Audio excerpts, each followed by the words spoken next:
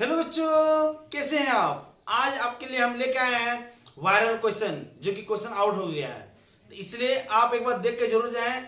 यही सब क्वेश्चन रहेगा और आपका एग्जाम में फंसेगा पूरा क्वेश्चन, क्योंकि फिजिक्स में जो बताए थे वही क्वेश्चन था। इसमें भी आपको जो बताने जा रहे हैं वही क्वेश्चन रहेगा, इसलिए आप एग्जाम से पहले एक बार जरूर देख के जाएं।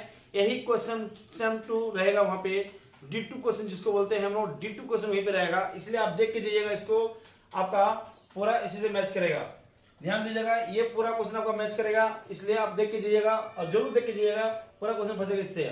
चलिए आपका 1 घंटा का टाइम मिलेगा इसमें, और उसके बाद बोल रहे क्या आपका 40 क्वेश्चन रहेगा। तो जान नहीं रहे सब क्वेश्चन को आपको बनाना है, ठीक है। सेम टू सेम क्वेश्चन देख लिए, इसी तरह मिलेगा आपको। चलिए पहला क्वेश्चन देखिए, क्या पहला क्वेश्चन बोल रहा है, क्या सेट के रूप में परिभाषित किया गया है। सेट के रूप में परिभाषित किया गया है, मतलब सेट के रूप में किसको परिभाषित किया गया है, सेट के रूप में किसको परिभाषित किया गया है। तो इसका आंसर क्या होगा, थोड़ा छोटा कर लेते हैं। सेट के रूप में किसे परिभाषित किया गया है, सेट के रूप में किसे परिभाषित किया गया है, सेट के रूप में किसे परिभाषित किया गया है, ठीक है। वस्तुओं के संग्रह, वस्तुओं के सुपरिभाषित संग्रह, कुछ भी नहीं कहा जा सकता है इनमें को नहीं। ये होगा क्या, वस्तुओं के सुपरिभाषित संग्रह। अगला क्वेश्चन देखिए, क्या क्वेश्चन नंबर 2। क्वेश्चन नंबर 2 में क्या बोला है, क्वेश्चन नंबर 2 में बोला है, यदि समुच्चय में 5 अवयव है तो शक्ति समुच्चय Pa में अवयव कितना होंगे। तो याद रखें, इसका फॉर्मूला होता है 2 की पावर n, तो 2 पावर क्या हो गया 5, मतलब हो गया क्या 32। आंसर क्या होगा इसका 32। चलिए अगला क्वेश्चन देखिए, अगला क्वेश्चन आपके सामने है क्वेश्चन नंबर 3। क्वेश्चन नंबर 3 में क्या है,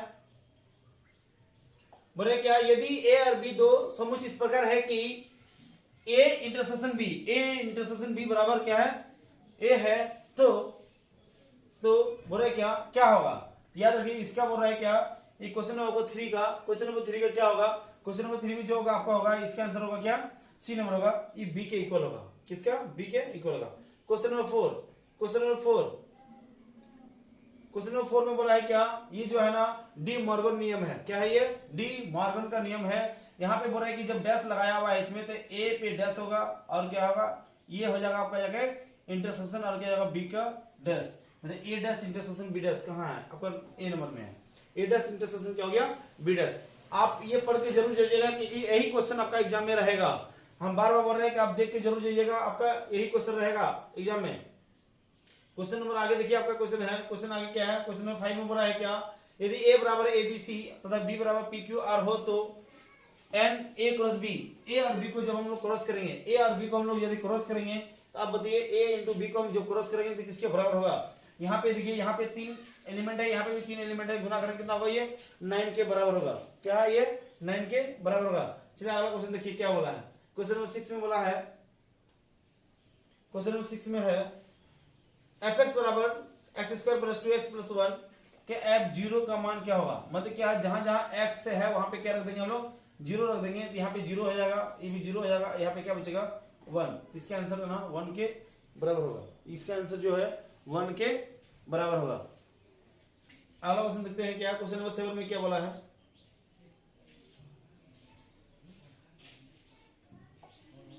ए ग्रेडियंट बराबर किसके बराबर होता है, ए ग्रेडियंट जो होता है ना, ए ग्रेडियंट जो बराबर होगा कि 180 बटे क्या होगा, वो पाई के बराबर होगा। 180 बटे क्या होगा वो आपका। क्वेश्चन नंबर 8 में बोला है क्या, साइन 31 पाई बाय 3, इसको हम लिख सकते हैं sine 10 pi plus pi by 3। तो अब याद रखिए, इसके जो आंसर हो जाएगा ना, वो पाई बाय क्या होगा, वो 3, पाई बाय 3 मतलब 60 डिग्री क्या बोलते हैं उसको हम लोग, इसको बोलेंगे √3/2। क्या होगा वो, √3/2। चलिए अगला क्वेश्चन देखिए क्या है आपके सामने है। अब अगला क्वेश्चन आपका कुछ सामने है, 9 नंबर क्वेश्चन है। क्वेश्चन नंबर 9 में जो है ना, ये आपको याद रखिएगा, sine cos 10 degree sine 10 degree, cos 10 degree minus क्या है, साइन 10 डिग्री। थोड़ा लेंदी है, लेकिन आपको हम बताना चाह रहे हैं, इसको याद रखिएगा, ये क्या होता है, वो tan 55 डिग्री होगा। कितना होगा ये, tan 55 डिग्री का ये मान है, ठीक है। चलिए अगला क्वेश्चन देखते हैं। Question number question number 10, question number 10 में बोला, क्वेश्चन नंबर 10 में यहाँ पे क्वेश्चन नंबर 10 में क्या बोला है कि जनरल सोल्यूशन ऑफ क्या बोला है 10 3x बराबर क्या है 1, इसका मान किसके बराबर होगा, ये इसका जनरल फॉर्मूला क्या बोला है, इसका मान कितना होगा, याद रखिए इसका जो मान होगा ना वो n π/3 प्लस क्या है π/12 के बराबर होगा। चलिए क्वेश्चन नंबर आगे देखते हैं हम लोग। अगला क्वेश्चन है क्वेश्चन नंबर 11 में आपका है, क्वेश्चन नंबर 11 में क्या है i² प्लस क्या है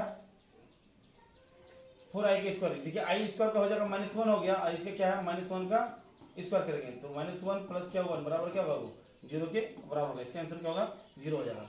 चलिए 12 नंबर क्वेश्चन देखते हैं। आप एक बार जरूर पढ़ के जाइएगा क्योंकि यही क्वेश्चन आपका रहेगा एग्जाम में। आप स्कोर अच्छा कर सकते हैं इसको यदि आप देख के जाइएगा तो स्कोर आपका ना 40 में 40 होगा यदि आप इसको देख के जाते हैं तो।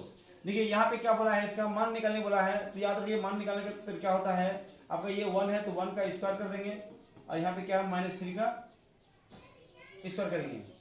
माने इसको बनाने का तरीका बोल रहा है क्या, इसको यहाँ पे स्क्वायर करेंगे और क्या है 1 का स्क्वायर करेंगे। इसका जो आंसर होगा आपका ये 2 के बराबर होगा, इसका जो आंसर होगा आपका ये 2 के बराबर होगा।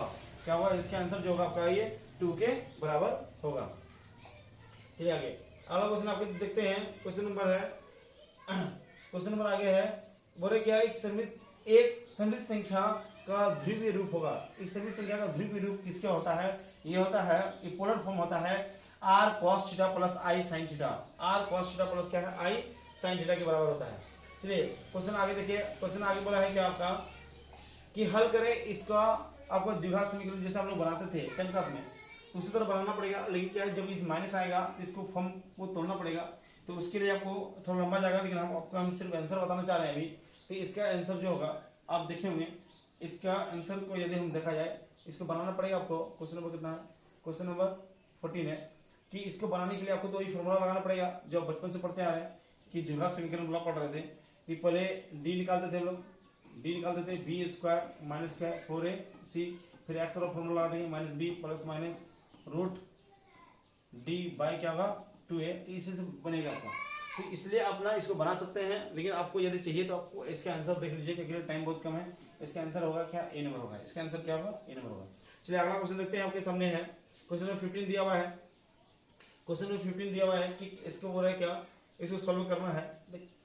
तो आप इसको सॉल्व कर सकते हैं कि इसको गुना कर देंगे क्या 6 होगा, ये क्या होगा 3x होगा, यहाँ पे क्या होगा 2 होगा माइनस क्या होगा 2x होगा। ठीक है x वाला वेरिएबल का एक साथ करो 6 - 2 हो जाएगा, इधर क्या जाएगा -2x प्लस क्या होगा 3x, यहाँ पे क्या होगा 4 हो जाएगा, इधर कितना जाएगा x हो जाएगा।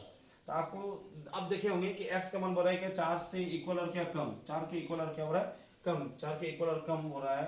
तो 4 से कम और इक्वल में आप देखा जाए तो इसका आंसर क्या होगा, इसका आंसर सी नंबर होगा। चलिए अगला क्वेश्चन देखिए। क्वेश्चन नंबर 16, क्वेश्चन नंबर 16 में बोल रहा है क्या इसको तोड़ना है आपको।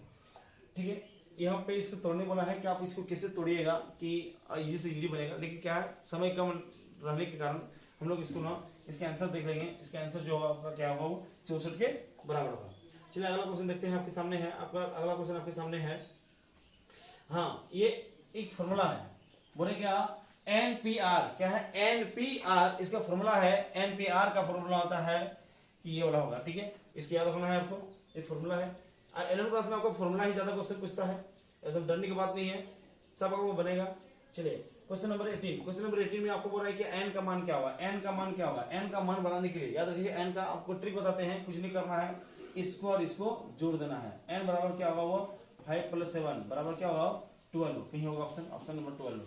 ठीक है चलिए अगला देखते हैं क्वेश्चन नंबर 19। क्वेश्चन नंबर 19 क्या बोला है कि क्वेश्चन नंबर 19 में आपको ये बनाना पड़ेगा। क्वेश्चन नंबर 19 में आपको बनाना पड़ेगा। 19 कैसे बनेगा आप थोड़ा देखिए कि बोले क्या इसको हम बनाना पड़ेगा। तो यहाँ पे टाइम ज्यादा नहीं देंगे, इसका आंसर क्या होगा आपका सी नंबर होगा। इसका आंसर क्या होगा सी नंबर। चलिए आप ना सिर्फ देख के जाइए, आपको पूरा क्वेश्चन टच करेगा, इसलिए हम आपको ज्यादा टाइम वेस्ट नहीं करना चाह रहे हैं। पूरा क्वेश्चन आपको टच करेगा, यहीं से आपको खाली देख के जाना है और आंसर यही क्वेश्चन रहेगा, आंसर यही होगा, इसलिए डरने की कोई बात नहीं है, डरने की कोई बात नहीं है। इसका जो आंसर होगा आपका ये होगा क्या आपका डी नंबर होगा, मतलब 10 के बराबर होगा। चलिए 21 नंबर क्वेश्चन देखिए। 21 नंबर क्वेश्चन क्या बोला है, 21 नंबर क्वेश्चन बोल रहा है क्या एक फॉर्मूला दिया हुआ है कि n इतना के प्रसार में आरवा पद क्या होगा, इसका आरवा पद क्या होगा। तो याद रखिए इसका आरवा पद जो होगा ना आपका, वो आरवा पद जो होगा वो बी के बराबर, मतलब बी नंबर ऑप्शन होगा, क्या होगा, इसके बराबर होता है। ठीक है, चलिए अगला क्वेश्चन देखते हैं। क्वेश्चन नंबर 22, क्वेश्चन नंबर 22 यही क्वेश्चन रहेगा, याद रखिएगा 22 नंबर बहुत इंपॉर्टेंट क्वेश्चन है ये, 22 में बहुत इंपॉर्टेंट क्वेश्चन है। किसी अनुक्रम के 7वां पद और क्या 12वां पद क्रमशः 34 क्या 64 है तो उसका 10वां पद क्या होगा। आप इसको क्या बना सकते हैं, अनुक्रम का पद कर रहा है, ठीक है, ये बोल रहा है क्या, इसको आप बना सकते हैं। देखिए आप थोड़ा, देखिए आपको हम टाइम कम देना चाह रहे हैं, इसलिए थोड़ा ध्यान दीजिएगा कि आपको हम बहुत कम टाइम देना चाह रहे हैं, खाली आपको देख के जाना है, एग्जाम में आपको कुछ नहीं रहेगा। आपका 23 नंबर क्वेश्चन ये दिया हुआ है, तो n का मान क्या होगा, देखिए क्या बोला इतना, तो n का मान क्या होगा, बोला n का मान क्या होगा, इसमें n का मान निकालने बोला है आपको, n का सिर्फ मान निकालने बोला है आपको। हम पढ़ाए हैं क्वेश्चन, आपको ये सब पढ़ाए हैं, इसलिए आप घरवाई मत, आपको सब पढ़ा हुआ क्वेश्चन है। n का मान इसका 8 होगा। चलिए आपका क्वेश्चन बोल रहा है क्या, यहाँ पे 24 नंबर आपका सब क्वेश्चन पढ़ा हुआ है, ये सबको हम पढ़ाए हैं, आप थोड़ा ध्यान दीजिएगा, आपको सब पढ़ा हुआ क्वेश्चन है। तो बोल रहे हैं क्या, क्या बोले दो संख्यात्मक संख्याओं के लिए कौन बड़ा होगा कौन छोटा होता है। तो ए एम जो होता है ना वो अर्थमेटिक जो मीन बोलते हैं उसमें क्या होता है, वो बड़ा होता है जी के तुलना में, जी एम के तुलना में। क्वेश्चन नंबर आपका है, आपका क्वेश्चन नंबर होगा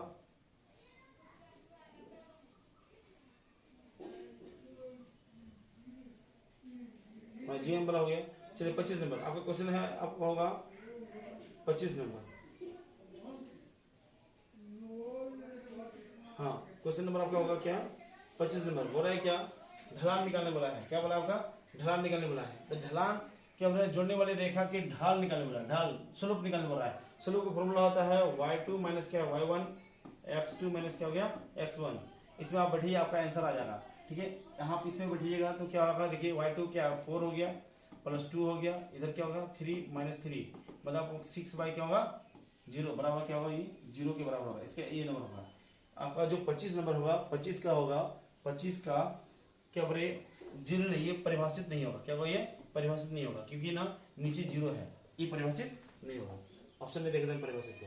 चलिए 26 नंबर क्वेश्चन बोला है, 26 नंबर क्वेश्चन बोला है क्या, इतना तथा इतना लंब है, क्या लंबवत है, तो ए का मान क्या होगा, लंबवत का बात कर रहा है, लंबवत का बात कर रहा है, तो इसका आंसर क्या होगा, इसका आंसर जो होगा ना याद रखिएगा, इसका आंसर जो होगा आपका डी नंबर क्या होगा, वो 8 के बराबर होगा, क्या होगा 8 के बराबर होगा।